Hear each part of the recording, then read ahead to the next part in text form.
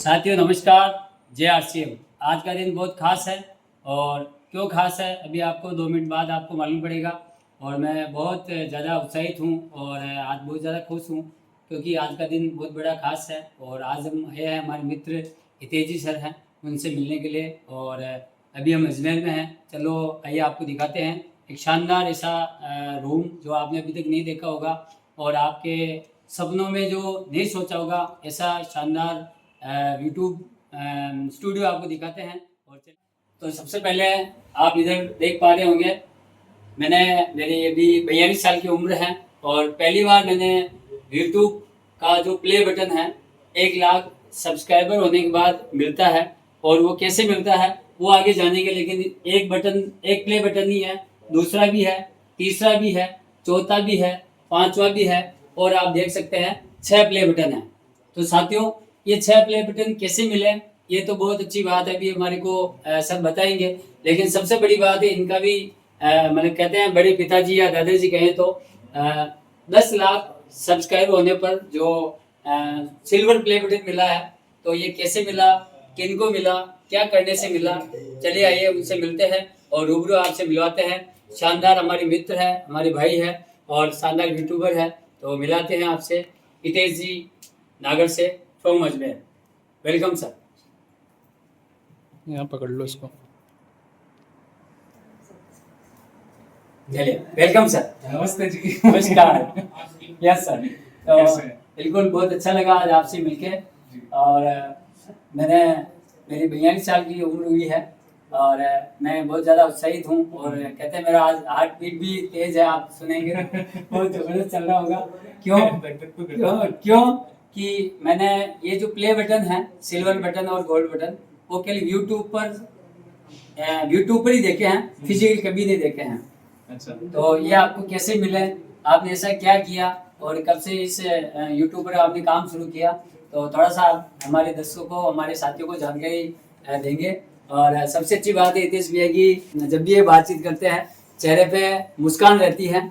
और सर गुरुदेव कहते हैं, सर कहते हैं कि मायूसी जिस चेहरे का श्रृंगार करती है, मक्खी भी उस पर बैठने के लिए इनकार करती है, लेकिन ये तो एकदम शानदार खुशनुमा और चेहरे पे मुस्कान रखते हैं। तो आप सबकी शानदार मुस्कान के साथ हमारे बीच में Hitesh ji sir, welcome sir.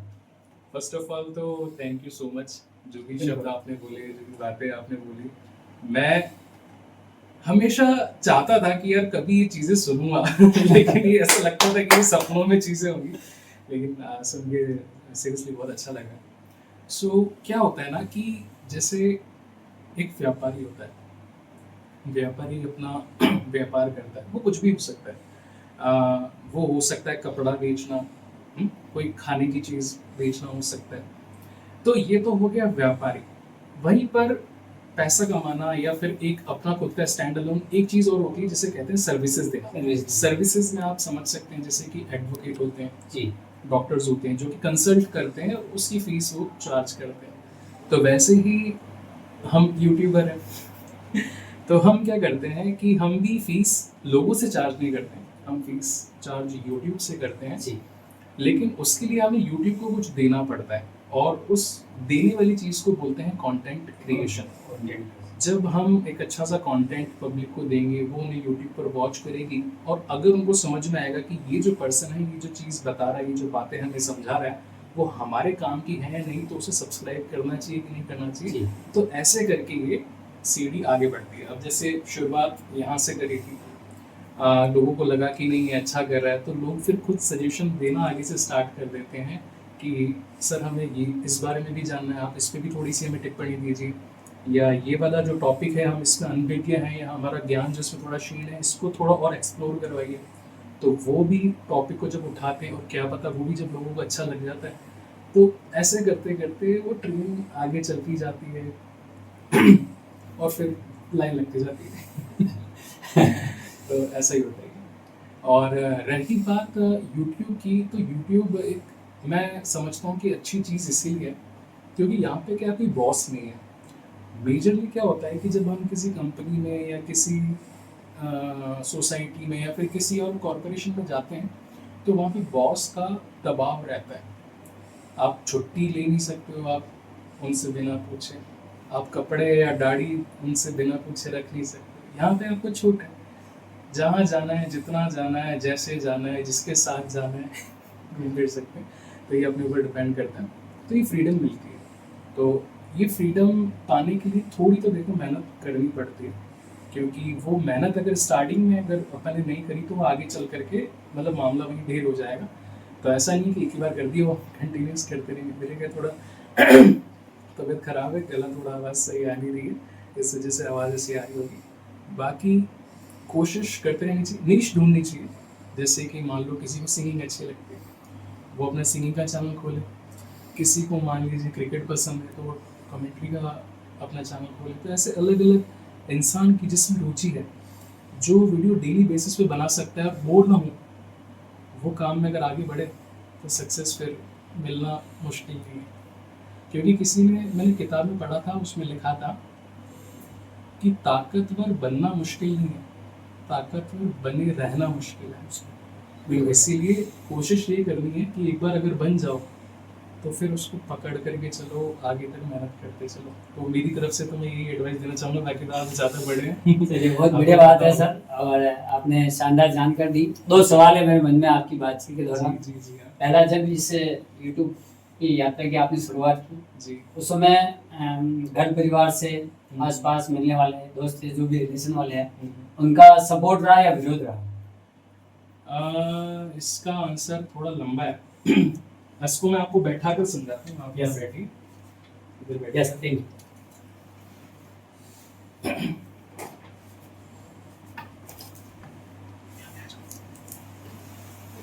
थोड़ा सा हाँ, बस। तो ये जो सवाल है इसका जवाब थोड़ा सा डिफरेंट है। तो सीन क्या हुआ था कि जब मैंने शुरुआत करी थी तो उन दिनों में मेरे पास में जो जियो है, 1 GB का डेटा मिलता था, वो 1 GB का डेटा खत्म हो जाया करता था। यस। तो मैं पीजी जो होती, पीजी ब्लॉक्स जी, वगैरह, जी। वहाँ नीचे उनके वाईफाई लेने के लिए रात को 2-2:30 बजे खड़ा हो जाया करता था ताकि मेरा वीडियो अपलोड हो सके। तो वहाँ के कुछ लड़कों ने मुझे देख लिया कि ये लड़का पहले यहीं रहता था और शाम को रात होते ही यहाँ पे आ जाता है, ये चोर होगा जरूर, और ये चोरी के प्लानिंग से हाँ, कुछ गलत उन्होंने, मेरा मोटिव गलत नहीं था, उनको ऐसा लगा कि मैं चोरों की रात को 2:30-3 बजे यहाँ खड़े होकर फोन भी चलाता है। जी उनको नहीं पता कि मैं यूट्यूबर हूँ या जी। मैं जो है वीडियो अपलोड करने के लिए मेरा डेटा खत्म हो गया है, तो मैं उस बिल्कुल, वाईफाई के लिए यहाँ पे खड़ा हूँ।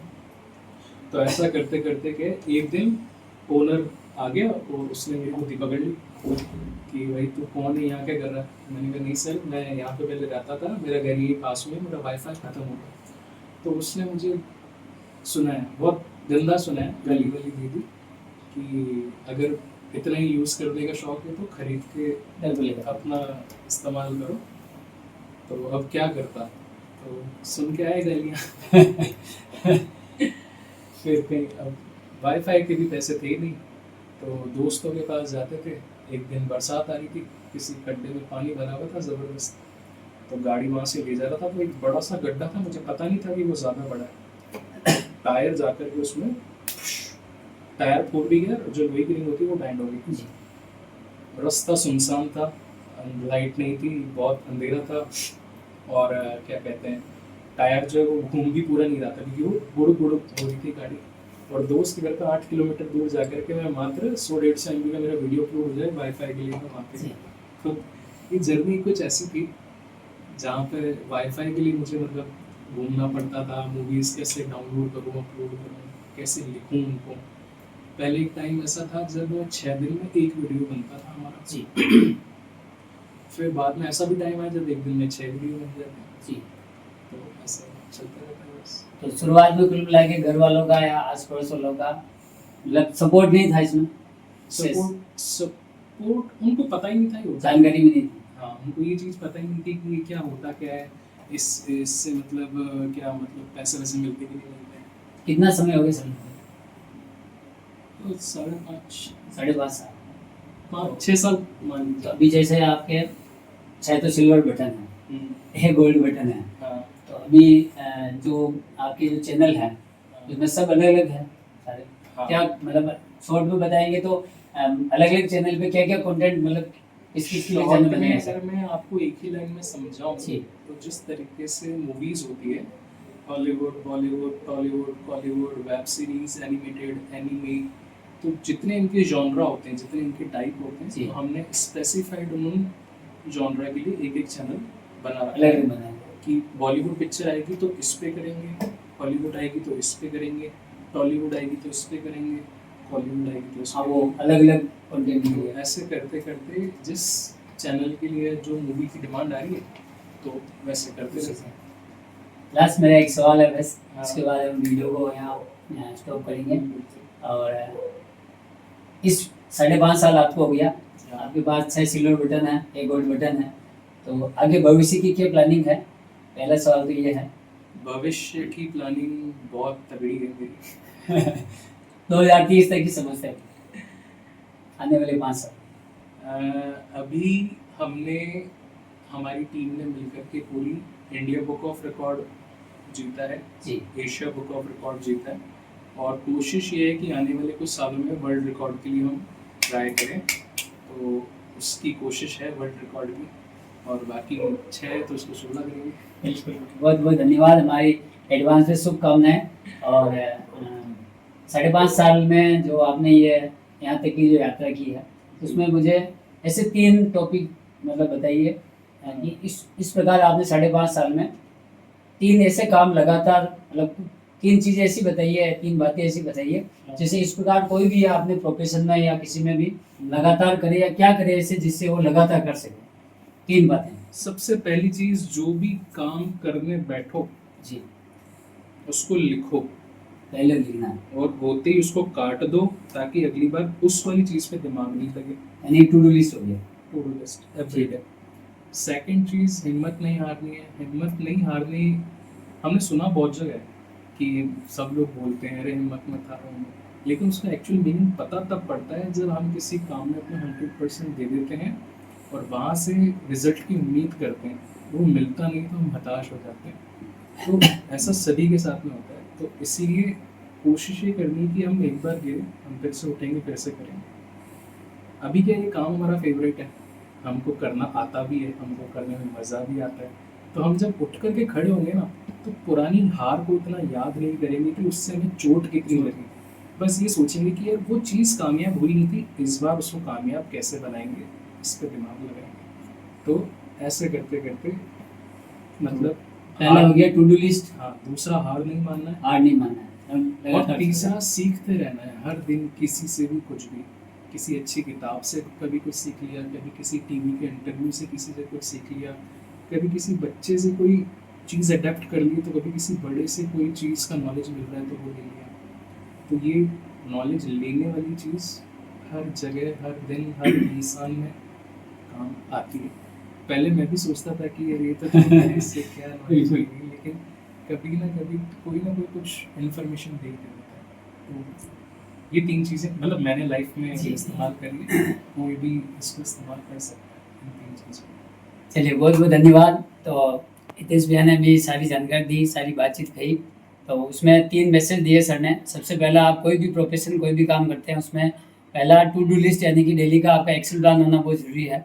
और जैसे जैसे आप डेली एक्शन प्लान में जो वर्किंग करते हैं, जो काम पूरा हो जाता है उसको मतलब राइट कर दीजिए, नहीं ये फिर काम हो उसको, चुका हाँ, है। उसको क्रॉस कर दो, ये मैं काम कर चुका हूँ। उसके लिए सर ने प्रैक्टिकल यूट्यूब की इनकी डायरी है वो भी अभी दिखाई है, तो ये भी बहुत बहुत धन्यवाद। दूसरा, सर ने कहा हताश नहीं होना है, क्योंकि हम किसी भी काम को करते हैं उसके लिए रिजल्ट के लिए काम करते हैं, लेकिन रिजल्ट नहीं आता है या कम आता है तो उस समय हम हताश हो जाते हैं, हिम्मत हार जाते हैं, तो हिम्मत नहीं हारनी है। और तीसरा बताया कि लगातार कुछ न कुछ नया सीखते रहना है और करते रहना है, दैट इज बोनस पॉइंट, ये बहुत अच्छा रेगुलर चीज़ है। तो बहुत बहुत धन्यवाद। और अभी हमारे जो वीडियो बना रहे हैं उनसे भी हम मुलाकात कराएंगे। और मुझे एक स्टोरी याद आ रही है कि एक साथी चाय पीने के लिए होटल पे गया, और चाय पीने के होटल पे गया तो जो वेटर था चाय का कप लेकर आया, हाँ। चाय लेकर आया, तो उसमें मक्खी गिरी हुई थी। हाँ, तो उसने कहा भाई चाय चेंज कर दीजिए, इसमें मक्खी गिरी हुई। इस प्रकार 3 बार हो चुका था।